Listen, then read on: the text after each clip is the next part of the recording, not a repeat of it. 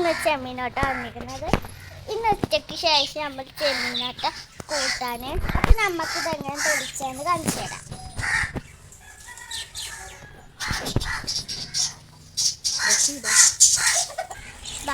കളിച്ച് കാണിച്ചു തരാം.